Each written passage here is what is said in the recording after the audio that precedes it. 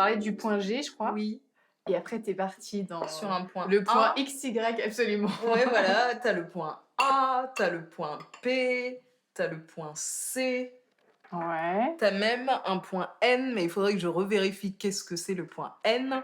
Mais pour le point A, P et C, ça je peux te le dire. A, P et C, c'est quoi? Ouais.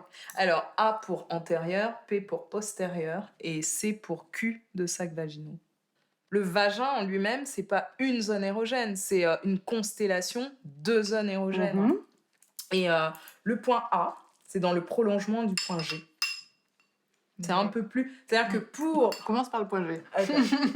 Le point G se situe à peu près à 4 cm de l'entrée du vagin. Initialement, tu rentres, tu commences la stimulation, c'est un pourtour indéfini. Mhm.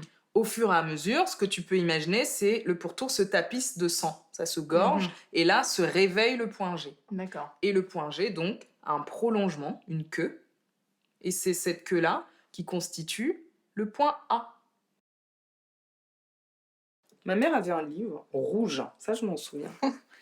Couverture rouge, et dans ce livre-là, c'était vraiment la sexualité. Pas uniquement sur la... C'était pas la sexualité d'un point de vue génital, mais vraiment le fonctionnement de la femme, fonctionnement des organes génitaux, le cycle. Et ça me fascinait, littéralement. Et ta mère avait ce livre-là? Elle avait ce livre-là. Au Cameroun? Au Cameroun. Parce que, si tu veux, nous, moi, je suis pas née au Cameroun. Ouais. Je suis née en Belgique. Ah oui, c'est vrai. On a grandi, ma sœur est née aux Pays-Bas, nous y avons grandi 6 ans, enfin j'y ai grandi les 6 premières années, et après nous sommes retournés au Cameroun. Et comme je te disais, oui, ma mère avait ce livre-là, et moi ça me fascinait, j'avais tout le temps.